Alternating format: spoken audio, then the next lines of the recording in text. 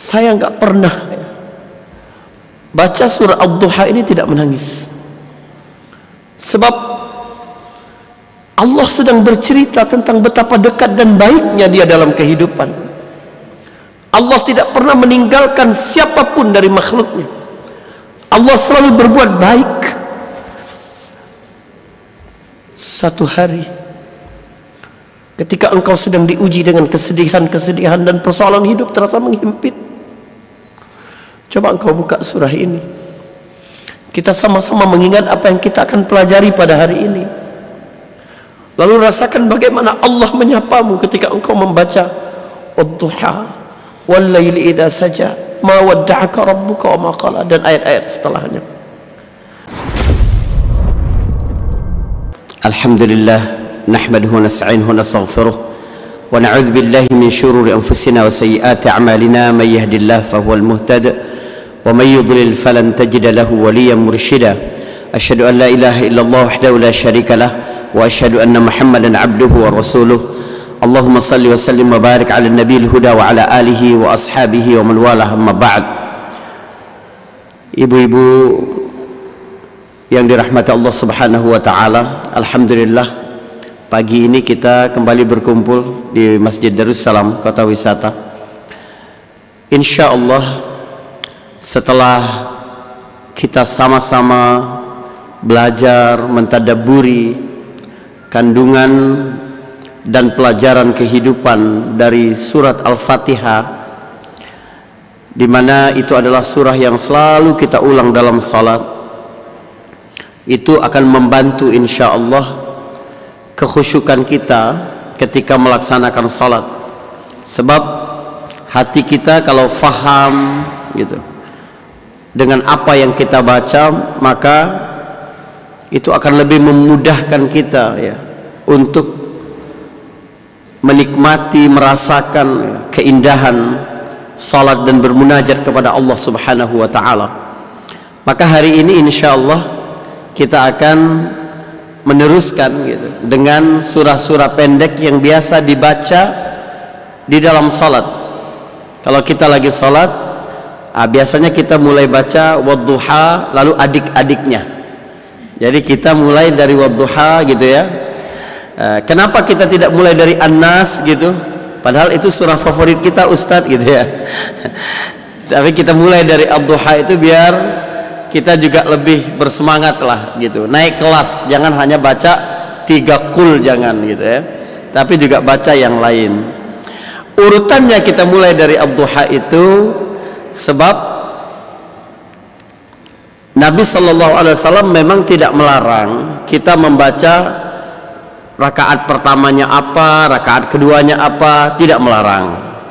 Tapi Nabi itu tidak pernah membaca surah di sholatnya itu yang urutannya terbalik dengan urutan mushaf, tidak pernah. Jadi Nabi nggak pernah baca rakaat pertamanya Alam Nashrah, yang keduanya Wadduha, tidak pernah. Bayangkan kalau sholat lebaran pun Nabi biasa baca Sabbihisma dengan Hal Ataka Hadithul Ghasyiyah, padahal surat Al-Ghasyiyah lebih panjang daripada Sabbihisma, daripada surat Al-A'la. Tapi karena Al-Ghasyiyah adik dari Sabbihisma gitu ya, urutannya setelah Sabbihisma Nabi urut itu.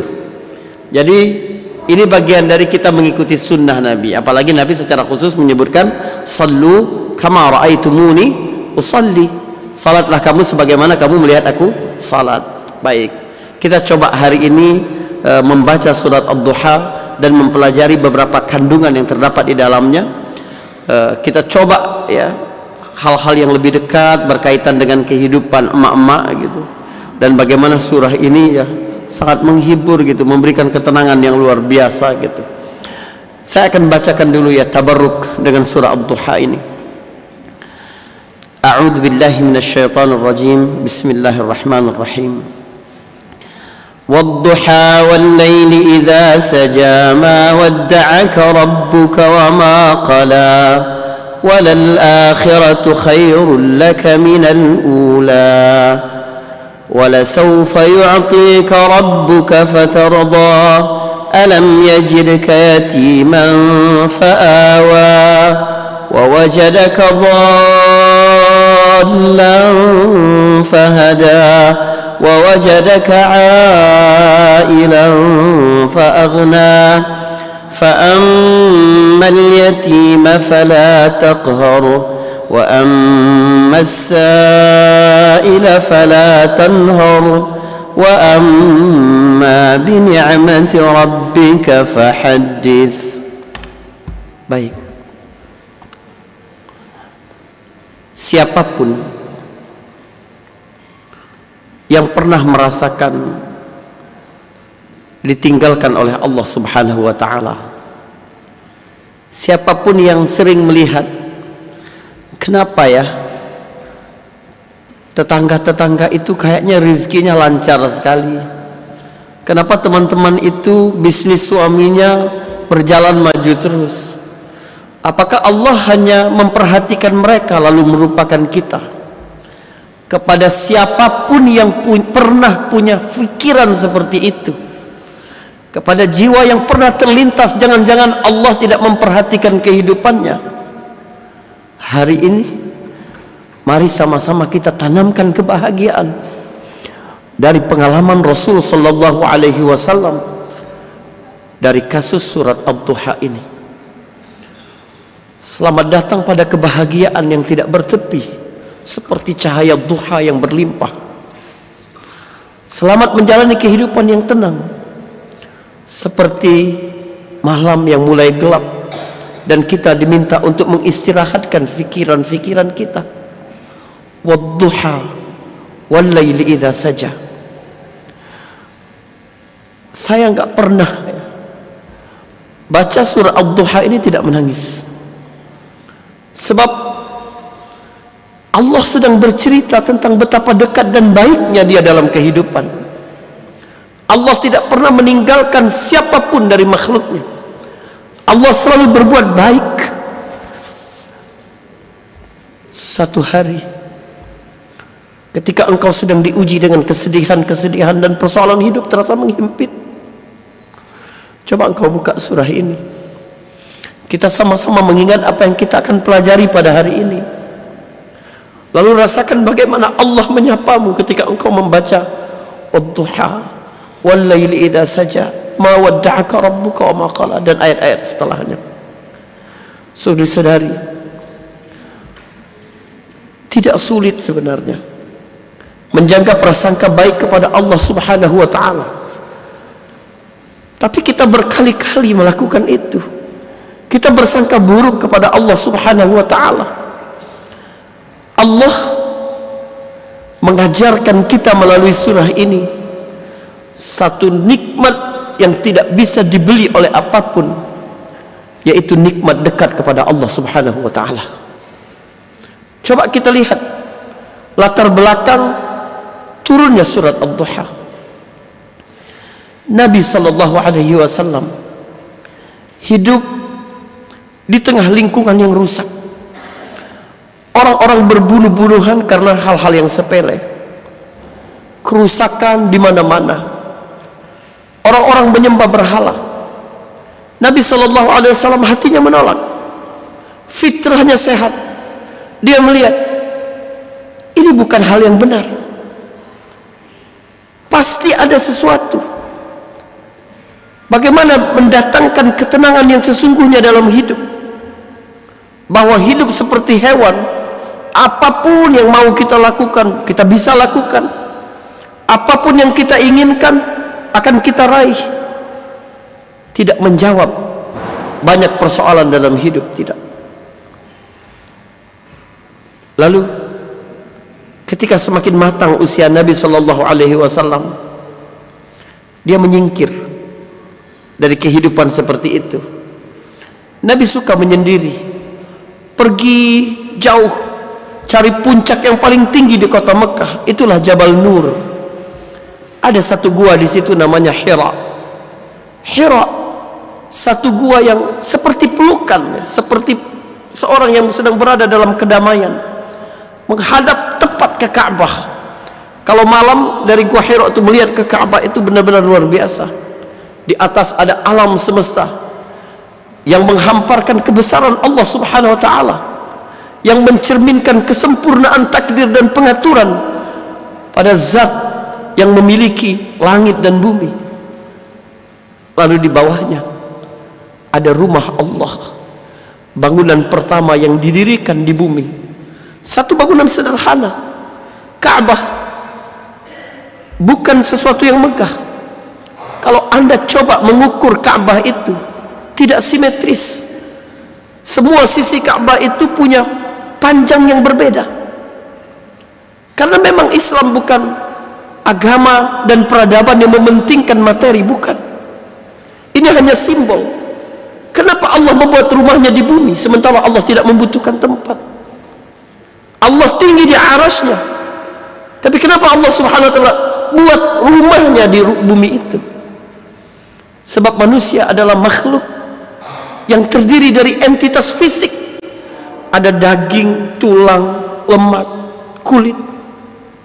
Maka dia butuh satu simbol fisik di mana dia sanggup meninggalkan tanah airnya, keluarganya, pertemuan-pertemuan pentingnya, kesibukan-kesibukan bisnisnya. Dia sanggup tinggalkan itu secara fisik, menuju, mendekat, memburu kenikmatan dekat dengan Allah Subhanahu wa taala berada di rumahnya. Maka Mekah tidak pernah sama dengan kota apapun di dunia ini. Engkau bisa datang ke Mekah bersama fisik dan hatimu, tapi ketika pulang, siapapun yang beriman kepada Allah, yang pulang hanya fisiknya, hatinya tertinggal di kota Mekah. Hati orang mukmin dapat merasakan kenikmatan dekat dengan Allah Subhanahu wa taala. Saudaraku, jika engkau pernah memiliki persoalan, lalu engkau menumpahkannya di dalam sujudmu, engkau dapat merasakan betapa indahnya menyerahkan persoalanmu kepada Allah dan berbisik kepadanya, ya Allah, aku mewakili engkau untuk mengurus urusanku. Maka itu adalah nikmat yang besar sekali di sisi Allah Subhanahu wa taala. Pandanglah Mekah, satu negeri yang tandus. Apakah Allah tidak mampu membuat Ka'bah itu berada di Swiss, di Raja Ampat, atau di negeri-negeri yang hijau, ada pantai, pegunungan, udara yang dingin? Tapi lihat Mekah, lihat udara menyala-nyala, kering kerontang, padang pasir, tidak ada tumbuh-tumbuhan. Sebab Allah tidak mau orang-orang yang datang ke sana tercampur niat ingin jalan-jalan dan berwisata. Tidak. Kita memang sengaja melakukan perjalanan ke Mekah itu karena ingin merasakan betapa nikmatnya dekat kepada Allah Subhanahu wa taala. Saudara, dalam keadaan seperti itulah Allah menurunkan Jibril membawa wahyu kepada Nabi sallallahu alaihi wasallam. Satu malam Nabi berada di Gua Hira. Jibril datang membawa Iqra bismi rabbikal ladzi khalaq. Lalu Khadijah membawa Nabi ke sepupunya Warqah bin Naufal. Lalu Warqah bin Naufal menyebutkan itu adalah wahyu. Engkau adalah Nabi. Allah Subhanahu wa taala mengutusmu kepada umat manusia akhir zaman ini. Betapa senangnya Nabi sallallahu alaihi wasallam bahwa pencariannya selama ini, inilah jawabannya. Apa yang dilakukan ini adalah kesalahan. Apa-apa yang dilakukan oleh kaumnya adalah sesuatu yang menyesatkan. Lalu Allah berinya petunjuk dan dia dapat merasakan betapa damainya ketika menerima, mendapatkan dan hidup di atas nilai-nilai wahyu. Dalam keadaan nyaman seperti itu, tiba-tiba wahyu terputus. Allah tidak turunkan wahyu beberapa saat kepada Nabi sallallahu alaihi wasallam. Subhanallah. Datanglah kerinduan di dalam diri Nabi. Kapan Jibril ini datang? Kapan Allah Subhanahu wa taala kembali memberikan wejangan-wejangan, tuntunan-tuntunan wahyu kepadanya dalam menjalani kehidupan? Ada rasa rindu yang luar biasa di dalam diri Nabi. Dalam keadaan seperti itu, datanglah Ummu Jamil. Dia berkata, Muhammad, aku gak lihat jin yang biasa datang ke kamu selama ini. Maksudnya Jibril. Kok gak ada lagi? Jangan-jangan Tuhanmu telah meninggalkan engkau. Jangan-jangan Tuhanmu telah meninggalkanmu. Dalam keadaan itu semakin sedihlah Nabi Sallallahu Alaihi Wasallam. Iya ya, jangan-jangan Allah telah meninggalkanku, membiarkanku sendiri. Maka Allah turunkan surah ini. Subhanallah. Ibu-ibu, Allah bisa menurunkan Iqra bismi rabbikal ladzi khalaq kepada Nabi. Lalu beberapa saat turun lagi, terus turun kepada Nabi. Tapi itu bisa membebani Nabi Sallallahu Alaihi Wasallam. Tugas berat itu. Allah menyebutkan bahwa wahyu Al-Quran ini satu yang berat. Lau anzalna hadzal Qur'ana ala jabalin la ra'aitahu khashi'an mutasaddian min khasyatillah. Kalau sekiranya Al-Quran ini kami turunkan kepada gunung, kamu akan lihat gunung itu lebur leleh karena takut kepada Allah Subhanahu wa ta'ala. Ketika Al-Quran diturunkan kepada Nabi Sallallahu Alaihi Wasallam, berarti hati Nabi harus lebih kuat daripada gunung. Allah yang berkata, Inna sanulqi alaika qawlan thaqila.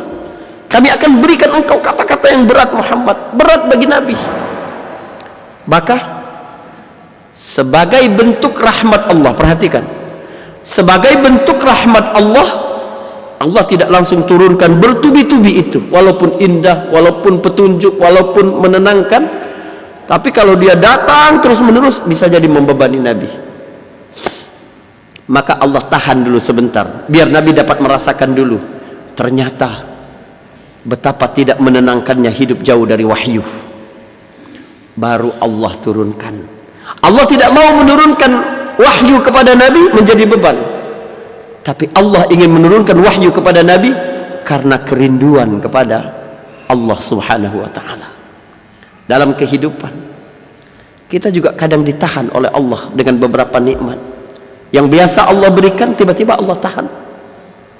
Sebab kalau terus Allah berikan, bisa membebanimu, bisa merepotkanmu, bisa mengalihkanmu dari hal-hal yang lebih bernilai dalam hidupmu. Ada orang berbisnis, Allah mudahkan terus, semakin banyak, pasarnya semakin luas, penjualan semakin maju, asik terus dengan itu. Tanpa dia sadari, dia telah meninggalkan sesuatu yang lebih bernilai dalam hidupnya. Waktu-waktu yang indah bersama istrinya, pendidikan anak-anaknya, sholat berjamaah, pergi sholat subuh yang menjadi jaminan dari Allah Subhanahu wa ta'ala. Allah tidak mau itu. Allah tidak ingin nikmat dekat dengan Allah Subhanahu wa ta'ala itu hilang dari diri hamba-hambanya orang-orang mukmin. Allah tidak mau. Maka Allah tahan wahyu. Sampai ada datang yang seperti itu dan berkata kepada Nabi SAW, Tuhanmu sudah meninggalkan kamu. Lalu ada pikiran dalam diri Nabi, jangan-jangan Tuhan meninggalkanku. Surah ini kepada Nabi SAW, tapi juga untuk siapapun yang punya pengalaman yang sama dengan Rasul Sallallahu Alaihi Wasallam. Jika pernah engkau digoda dengan pikiran, jangan-jangan Allah tidak memperhatikanku, tidak melihatku, meninggalkanku, tidak mengurus lagi urusan-urusanku, maka bacalah surat Ad-Duha ini. Allah turunkan surah ini. Ibu-ibu yang dirahmati Allah Subhanahu wa ta'ala, Allah menurunkan surah ini diawali dengan sumpah, wadduha, demi waktu duha. Waktu duha adalah simbol keberlimpahan cahaya.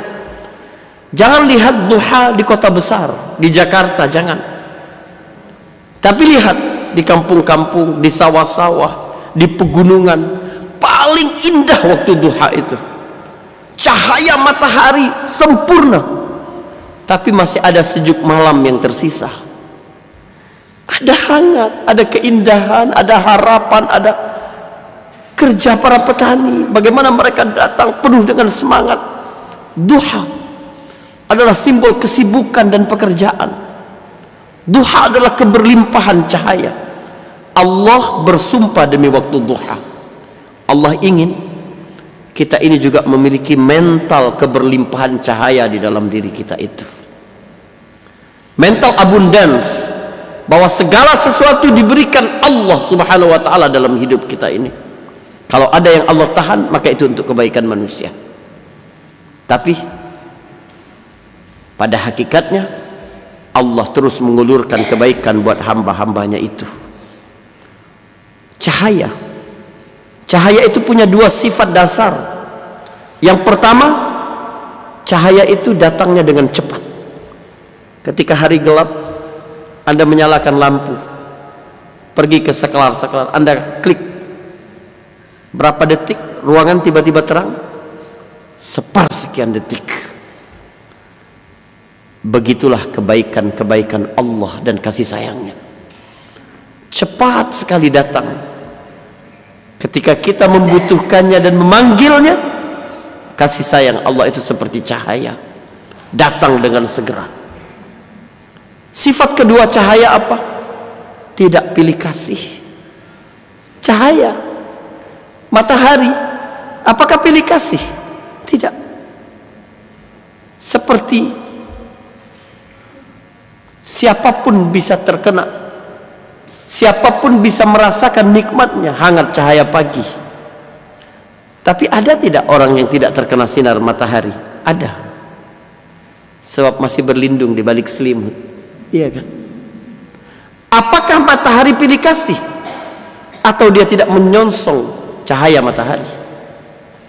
Kalau engkau tidak merasakan kasih sayang Allah dalam hidupmu, ketahuilah bahwa engkau masih berlindung di balik selimut kemaksiatan, dosa, kemalasan, kesombongan, prasangka buruk kepada Allah Subhanahu wa taala, dan segala sesuatu yang dapat menghalangimu dari cahaya-cahaya kebenaran dan cahaya-cahaya kasih sayang Allah Subhanahu wa taala. Wadduha wal laili idza saja, demi malam apabila telah sempurna menutupi. Allah menegaskan betapa bernilainya cahaya bagi siapapun yang pernah merasakan gelapnya malam. Sebagaimana Allah Subhanahu wa taala menegaskan betapa damainya malam bagi orang yang dapat merasakan betapa sibuknya siang. Duha dan malam. Allah ingin menegaskan semua yang ada di alam semesta ini berpasang-pasangan, tapi Allah Maha Esa. Ada siang, ada malam, ada senang, ada sulit, ada lapang, ada sempit, ada terang, ada gelap, ada laki-laki, ada perempuan, ada besar, ada kecil, ada panjang, ada pendek, ada subhanallah. Lihat, maka ikutilah sunnah Allah. Ketika Allah memberikan siang untuk bekerja, maka gunakan untuk aktif bekerja, biar kamu dapat merasakan betapa indahnya istirahat malam. Tapi kalau dibolak-balik, maka hilang keberkahan, maka hilang kesenangan, maka hilang kesehatan, maka hilang segala kebaikan dalam hidup ini. Satu-satunya makhluk yang berani melawan fitrahnya itu manusia. Hewan-hewan, lebah, tidak pernah berani melawan fitrahnya.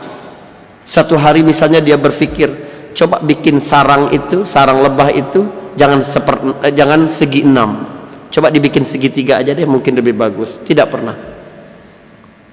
Burung-burung bermigrasi dari satu benua ke benua yang lain pada bulan yang sama, musim yang sama, tidak pernah.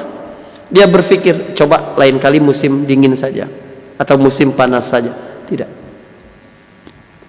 Semua hewan-hewan, makhluk-makhluk gak pernah berusaha untuk membantah, untuk merusak fitrah yang telah Allah tanamkan di dalam dirinya. Lalu manusia mencoba merusak fitrahnya. Fitrah sebagai perempuan, fitrah sebagai laki-laki, fitrah ya sebagai makhluk Allah Subhanahu wa taala. Fitrah semua. Tapi manusia coba untuk merusak itu. Kata Allah, berjalanlah dinamis. Allah ciptakan siang untuk dirimu bekerja. Allah ciptakan malam untuk engkau beristirahat. Kalau engkau dapat mengoptimalkan kerja siang, insya Allah engkau dapat beristirahat dengan baik di waktu malam. Ada orang susah banget tidur malam. Kenapa? Pagi-pagi dia tidur, malas-malasan, tidak bekerja. Coba kalau aktif bekerja, letih, wah kita ngerasa banget malamnya enak banget tidur. Jangan coba menentang fitrah Allah Subhanahu wa taala. Segala sesuatu di alam semesta ini Allah jadikan berpasang-pasangan. Wadduha wallaili idza saja. Adanya siang, adanya malam, cahaya dan kegelapan, bentuk pemberian Allah untuk manusia agar dia menjalankan fitrahnya itu dengan baik. Surah ini, perhatikan, surah ini terdiri dari 11 ayat. 2 ayat pertama adalah sumpah Allah Subhanahu wa taala. Maka ketika Allah bersumpah, maka yang lebih perlu untuk kita perhatikan adalah apa isi sumpah Allah itu. Kalau surah ini terdiri dari 11, ayo kita belajar nih sama-sama. Lihat keharmonisan surah Ad-Duha. Kita lihat mukjizat keindahan bahasa Al-Quran. Surah ini terdiri dari 11 ayat. 2-nya berisi sumpah. 9 ayatnya itu adalah 9 ayat yang sangat dinamis. 3 ayat pertamanya adalah statement dari Allah untuk jadi keyakinan kita. 3 ayat kedua itu bicara tentang bukti-bukti yang sudah Allah lakukan biar kita percaya dengan statement itu. 3 ayat yang ketiga, yang terakhir adalah tuntunan dari Allah bagaimana menyikapinya. Coba buka mushaf semuanya biar faham. Apa isinya? Coba lihat. Ma wadda'aka rabbuka wa ma qala walal akhiratu khairul laka minal ula wala sawfa yu'tika rabbuka fatardah. Kita terjemahkan saja dulu ya, terjemahkan saja. Tapi ingat, ini belum tadabburnya belum. Tuhanmu tidak mungkin meninggalkanmu dan membencimu. Dan yang akhir itu lebih baik daripada yang awal, permulaan. Dan sungguh Allah akan memberimu, Tuhanmu akan memberimu sampai engkau merasa ridho. Perhatikan. Udah ya? Ingat ya 3 itu ya? Baik.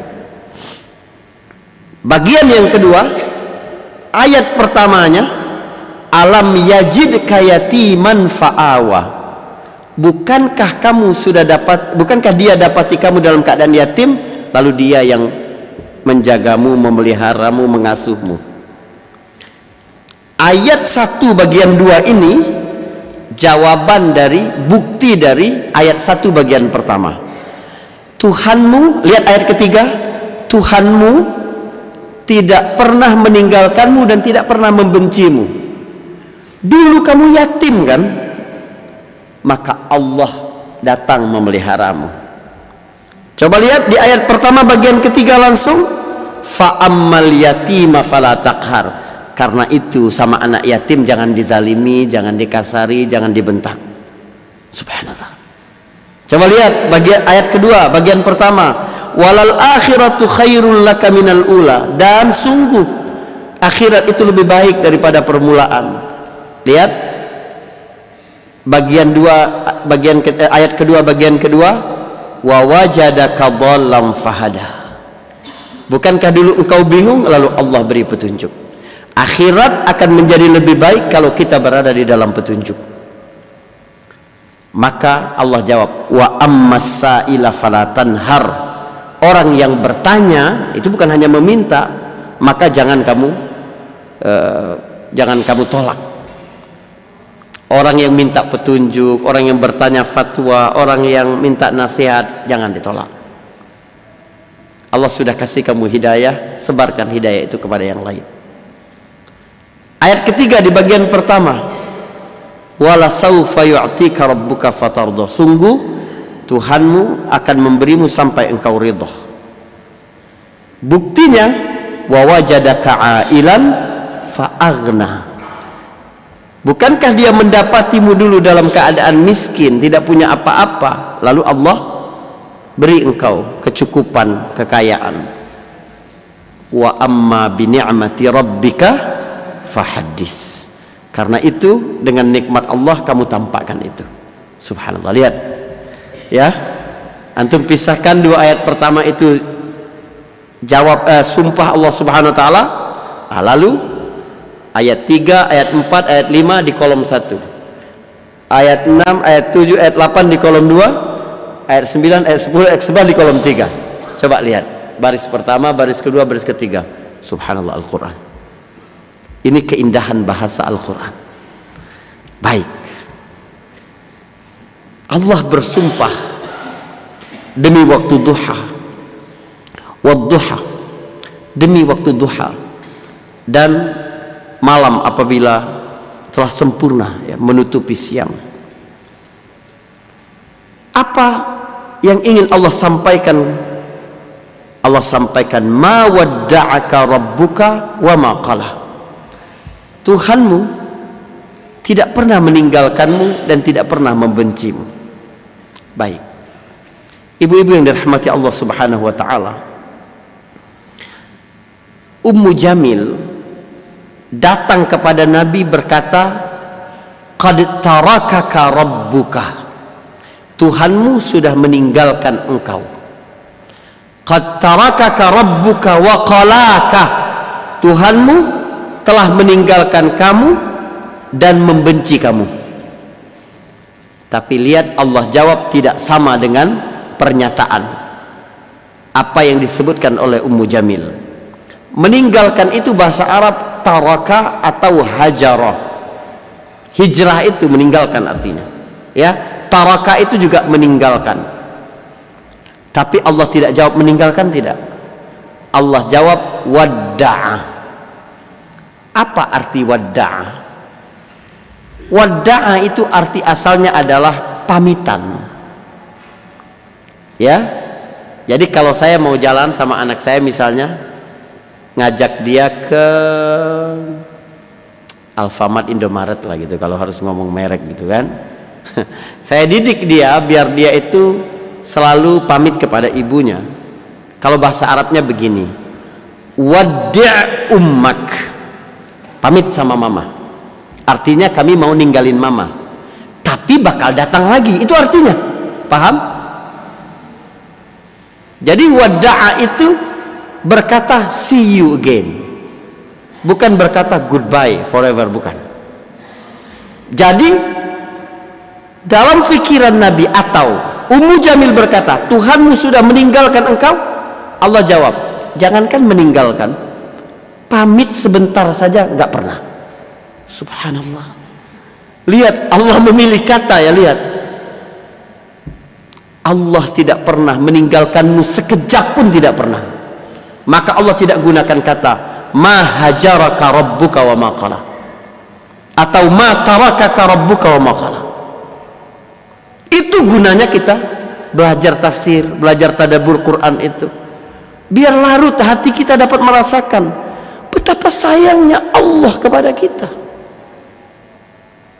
Ingat, seluruh sapaan Allah kepada Nabi dalam bentuk orang kedua tunggal, Anda, saya pernah sampaikan di sini, maka itu berarti kepada diri Nabi pribadi dan bagi setiap mukmin secara private pula. Beda dengan saya berkata ke seluruh jamaah di sini, ibu-ibu habis ini kita makan siang semua ya, misalnya. Tapi ini bercanda, ini contoh aja, nanti antum nagih. Ya, berarti tidak ada yang istimewa, semua. Tapi kalau saya sebut ke satu orang, ya, ketua majelis taklimnya, ibu nanti makan siang kita ya gitu. Itu khusus kepada ibu itu. Jadi kalau Allah berkata menyapa Nabi dalam bentuk orang kedua tunggal anta, ya, atau bentuk dalam objeknya itu kaf itu, wadda'aka rabbuka, itu berarti untuk Nabi secara pribadi, dan seperti Allah berbicara kepada setiap kita secara khusus. Artinya apa? Setiap kita ini punya problem yang berbeda-beda, punya kesedihan yang berbeda-beda, pernah dikhianati dalam kasus yang berbeda-beda. Allah ingin berkata kepadamu, berat ya hidupmu Faris, memang berat ujian ini ya. Kamu jangan pernah lupa, Tuhanmu gak pernah meninggalkan kamu. Subhanallah. Setiap kasus, pada setiap pribadi mukmin yang punya pengalaman yang sama dengan Allah Subhanahu wa ta'ala, Allah ingatkan kita dengan kalimat seindah itu. Berat persoalanmu, jangan kira itu karena Allah menyia-nyiakan engkau, membenci engkau, atau lari dari kehidupanmu. Tidak mungkin Allah menuntun tanganmu selama ini lalu dia melepaskan di tengah jalan, mustahil. Allah tidak pernah meninggalkanmu walaupun satu detik. Ma wadda'aka rabbuka, pakai kata rabbuka, tidak kata-kata Allah. Ma wadda'aka Allah, tidak. Ma wadda'aka rabbuka, Allah yang telah mengatur semua. Apalagi sumpah sebelumnya tentang sistem alam semesta, sistem makro, butuh ketelitian yang luar biasa.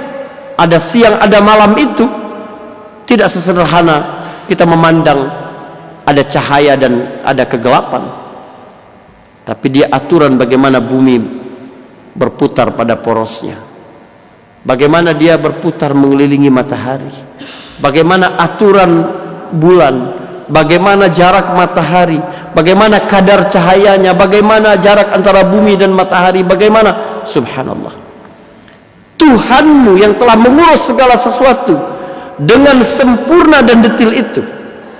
Allah bersumpah demi duha dan waktu malam itu untuk menunjukkan kesempurnaan penciptaan, menunjukkan kesempurnaan pengurusan. Paham?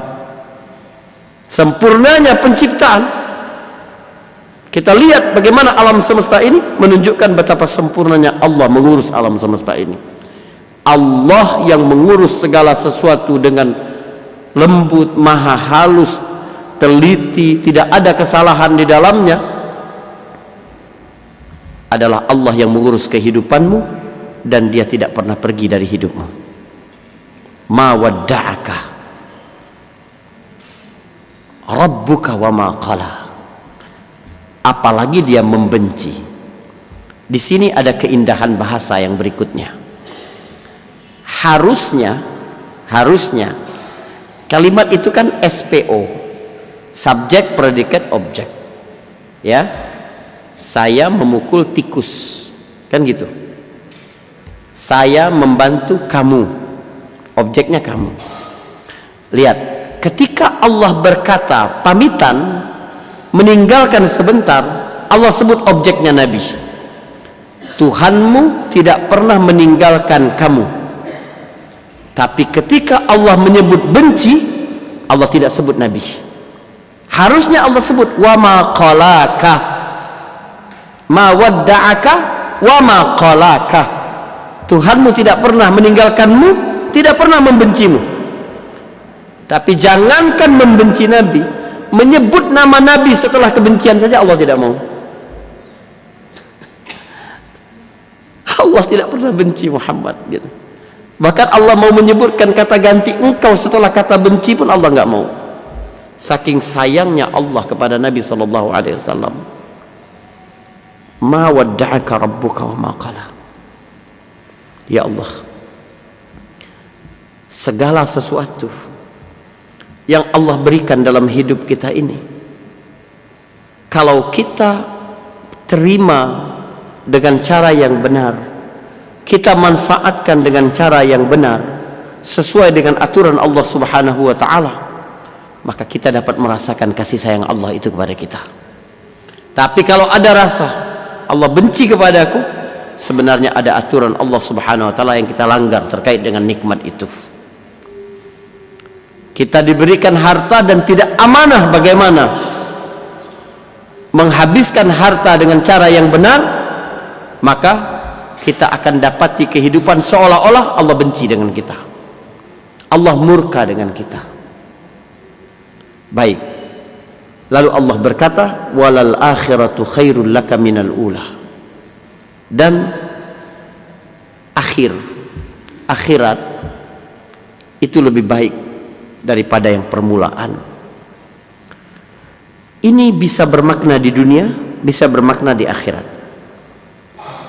Di dunia, ibu-ibu yang berbahagia, alam ini bergerak, ya, itu selalu menuju era keberlimpahan. Orang-orang mengeluh bahwa sekarang ekonomi semakin sulit misalnya. Itu adalah godaan syaitan juga agar kita meninggalkan sifat syukur dan sifat qanaah di dalam diri kita. Kita harus kritis tetap dengan pemerintah, ya, para pemegang kebijakan agar mengurus rakyatnya dengan benar. Tapi kasus-kasus yang terjadi dalam hidup kita, coba kita lihat, selalu yang sekarang itu lebih baik daripada yang sebelumnya. Dulu orang beli sembako itu pada masa penjajahan dulu sulit. Sekarang lebih mudah, walaupun sulit juga misalnya, tapi lebih mudah dari dulu. Dulu beli sepeda motor itu barang mewah banget. Sekarang semua sudah punya sepeda motor. Dulu begitu terus. Ya, air di Afrika itu, ya, ketersediaan air bersih jauh lebih bagus sekarang daripada dulu. Jadi selalu begitu.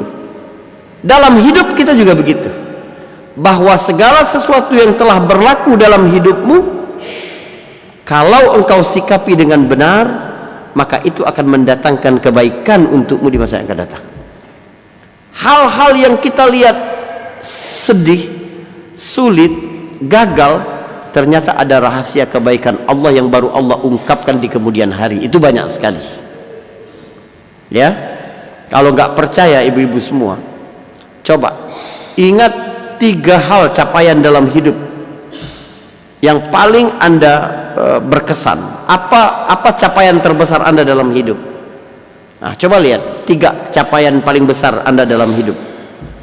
Pasti di balik itu ada cerita kesedihan atau kegagalan sebelumnya. Apa prestasi paling besar Anda? Dapat nikah dengan suami saya yang sekarang, Ustaz, bahagia banget saya. Oh, alhamdulillah gitu. Kok bisa ketemu? Iya, Ustaz, saya dulu sebenarnya daftar di kampus negeri, gagal, Ustaz, sedih banget. Dapat di kampus swasta, itu ketemu dia. Oh, itu. Coba lihat. Apalagi capaian paling besar? Oh, bisnis kami sekarang, Ustaz, alhamdulillah seluruh Indonesia cabang-cabangnya ada. Kok bisa begitu? Iya, dulu suami saya waktu di PHK, kegagalan di PHK. Ya, selalu yang akhir itu lebih baik daripada permulaan bagi orang mukmin. Atau maksudnya adalah akhirat. Allah mengajarkan kita bagaimana fokus kita memikirkan nasib kita di akhirat nanti. Apapun yang Allah berikan di dunia ini, kalau tidak dapat mengubah nasibmu di akhirat, maka engkau gagal. Engkau diberikan harta sebanyak apapun, tapi itu tidak bisa membuatmu lebih dekat kepada surga, engkau gagal. Engkau diberi anak selucu apapun, gitu, sepintar apapun, tapi itu justru menjauhkanmu dari surga Allah. Engkau gagal menjauhkan mereka dari neraka, maka engkau gagal. Sebab kebaikan itu kebaikan akhirat. Kehidupan itu, kata Nabi, adalah kehidupan akhirat. Innamal aisyu aisyul akhirah. Sesungguhnya kehidupan itu adalah kehidupan akhirat. Saya mau cerita bagaimana Islam ini mengajarkan kita untuk melihat dunia ini dengan kacamata yang tepat. Kita bukan tidak boleh memiliki harta yang banyak, bukan tidak boleh berkuasa, bukan harus menang di pilpres gitu kan, nggak apa-apa. Tapi bagaimana hal-hal yang Allah berikan dalam hidup itu untuk keuntungan kita di akhirat nanti, kuncinya di situ. Terjadi perang Hunain setelah Nabi dapat membebaskan kota Mekah. Bulan Ramadan tahun ke-8 Hijriah, Nabi SAW beserta para sahabat dapat masuk kota Mekah tanpa pertumpahan darah. Ada 10.000 jumlah sahabat dari Madinah dibawa oleh Nabi, dan Mekah akhirnya kembali ke tangan kaum muslimin.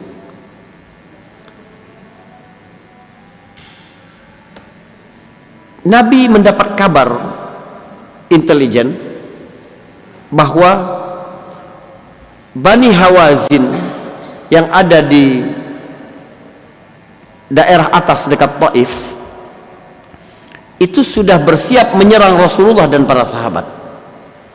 Bani Hawazin ini adalah saingannya Quraisy dalam perdagangan, urusan dunia, gengsi-gengsian itu bersaing. Mereka merasa terancam. Kalau Nabi dapat menaklukkan Quraisy, maka kekuatan Nabi akan sangat besar, berarti mereka nggak tersaing lagi.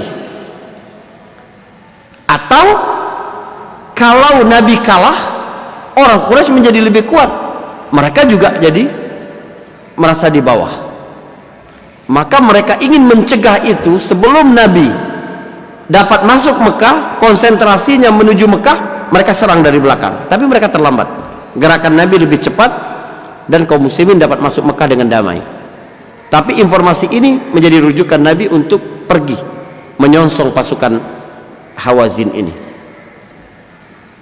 Pergilah, terjadi peperangan di perang Hunain. Ini sebenarnya banyak pelajaran di sini, ya, tapi waktu kita terbatas. Walhasil, kesimpulannya, kaum muslimin menang. 12.000 waktu itu yang ikut berperang bersama Nabi lawan 20.000 orang dari Bani Hawazin, dan suku-suku di sekitar situ diajak berkoalisi semua sama Bani Hawazin gitu. Waktu itu pemimpin Bani Hawazin itu seorang anak muda gitu ya. Saya nggak tahu udah 40 tahun apa belum, karena peraturan KPU-nya 40 tahun. Ada seorang anak muda, ya, Allahumma shalli ala, saya lupa namanya ini, Amr bin siapa gitu, ya. Dialah yang memimpin pasukan itu, dan ambisinya kuat sekali. Dia pingin perang itu menjadi perang yang penuh dengan totalitas, sehingga semua pasukan yang ikut berperang harus membawa anak istri mereka dan semua harta kekayaan mereka, supaya para pasukan di depan tidak mungkin mengundurkan diri karena di belakang ada istri-istri dan anak mereka. Kalau mereka mundur, harta mereka juga semua habis. Subhanallah, lihat bagaimana dia membakar semangat pasukannya. Orang kafir saja mau melakukan apa saja, mengorbankan apa saja untuk keyakinan mereka itu. Bagaimana kita orang mukmin yang percaya dengan akhirat? Jadi ketika kalah, kaum muslimin dapat harta rampasan perang yang sangat banyak. Belum pernah Nabi dapat ghanimah sebesar itu. Karena banyak orang-orang Mekah yang baru masuk Islam, mu'allaf, Nabi ingin menjinakkan hati mereka dulu dengan itu. Karena orang yang belum kuat keimanannya melihat harta itu sebagai sesuatu yang sangat bernilai. Kalau orang beriman tidak. Datang kepada Nabi. Waktu itu Abu Sufyan datang baru masuk Islam, ya, sama Nabi dikasih 100 ekor onta. Abu Sufyan bilang, anakku Yazid ada juga ya Rasulullah. Ah, kasih Yazid 100 lagi. Terus ada lagi orang datang kasih 100 onta, kasih berapa emas, perak, dikasih Nabi banyak kepada orang itu. Manusia, sebagai manusia, orang Madinah melihat Nabi begitu ada perasaan, wah Nabi kalau sudah ketemu orang kampungnya kita dilupain. Paham? Orang Madinah bukan iri dengan harta itu, bukan. Cuma takut karena Mekah sudah dapat ditaklukkan, Nabi juga sudah kumpul dengan keluarganya, keluarga-keluarganya juga banyak masuk Islam. Jangan-jangan Nabi ini sudah lupa dengan kita. Mereka dapat harta juga banyak sekali, sementara pedang kita masih berlumuran darah. Akhirnya mereka mengutus pemimpin mereka, Sa'ad bin Ubadah, menghadap Nabi. Coba sebutkan Nabi itu. Nabi dibisikin Sa'ad bin Ubadah. Kata Nabi, kumpulkan semua orang Madinah, jangan ada yang masuk di situ selain orang Madinah. Lalu Nabi mendatangi mereka itu dengan Abu Bakar As-Siddiq. Baru kali itu Nabi hanya mengumpulkan orang-orang Ansar tanpa unsur-unsur lain. Ada rasa bersalah di dalam diri orang Ansar. Jangan-jangan ini melukai Nabi, kata-kata kita ini. Maka ketika Nabi masuk menemui mereka, semuanya terdiam. Ada rasa sesal, ada rasa takut, ada rasa gimana, nggak enak kepada Nabi. Tapi Nabi kemudian berpidato kepada mereka, wahai orang-orang Ansar, telah sampai kepadaku ucapan-ucapan kalian itu, kata Nabi.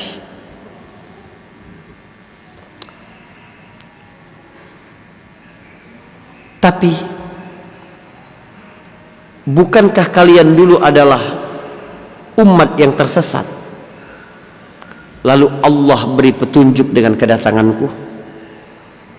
Benar ya Rasulullah, dan bagi Allah dan Rasulnya lah kemuliaan dan kebaikan, kata mereka. Nabi ingatkan lagi kebaikan Allah yang lain. Bukankah kalian dulu adalah bangsa yang miskin, sebab ekonomi dikuasai oleh Yahudi yang sedikit di Madinah. Tapi Rasulullah yang membangun pasar, membuat produksi kurma di Madinah itu bagus sekali dan penjualannya sangat baik. Lalu pasar yang dibangun oleh Nabi menjadi pasar sentral di Madinah. Bukankah dulu kalian adalah orang yang miskin, lalu Allah kayakan kalian? Mereka berkata, benar ya Rasulullah, dan bagi Allah dan Rasulnya lah kemuliaan dan kebaikan. Mereka semakin sadar, mulai banyak yang menangis di antara orang-orang Ansar itu. Lalu Rasulullah berkata nikmat yang lebih besar lagi, bukankah dulu kalian itu bermusuhan satu sama lain, Aus dan Khazraj? Lalu aku datang, Allah berikan kalian nikmat persaudaraan dengan kedatanganku itu. Benar engkau ya Rasulullah, bagi Allah dan Rasulnya kebaikan dan kemuliaan. Kata Nabi begini, lihat Nabi sangat tawadhu. Sebenarnya kalian bisa menjawab, berkata kepadaku, kalau kalian berkata begitu kalian benar, dan orang-orang akan percaya, karena itu memang kenyataan. Lau syi'tum laqultum wala sadaqtum wala suddiqtum. Kalau kamu mau, kamu bisa menjawab aku, dan kamu benar kalau kamu menjawab dengan itu. Apa? Muhammad, bukankah dulu engkau terusir, kami yang menampungmu? Ya Allah, dikata begitu semakin banyak orang-orang Ansar yang menangis. Bukankah dulu engkau didustakan oleh mereka di Mekah, kami yang membenarkanmu? Bukankah dulu engkau datang tidak punya apa-apa, kami yang mencukupkan urusanmu?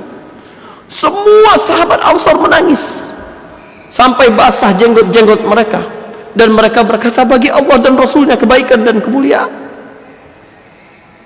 Lalu Nabi berkata tentang hakikat dunia, maka apakah kalian tidak ridho orang-orang Mekah itu pulang dengan onta-onta dan kambing-kambing, sementara kalian pulang ke Madinah bersama Rasulullah? Wallahi laulal hijratu lakuntum ra'am minal ansar. Kalau tidak ada hijrah pun aku merasa aku ini bagian dari Ansar. Lau salakan nasu sya'ban, kalau manusia semua melewati satu lembah, wasalakatil ansaru sya'ban, orang Ansar melewati lembah yang lain, aku akan bersama orang-orang Ansar melewati itu. Semua manusia melalui jalan lain, Ansar satu jalan, aku bersama Ansar meninggalkan semua itu. Semakin menangis orang-orang Ansar.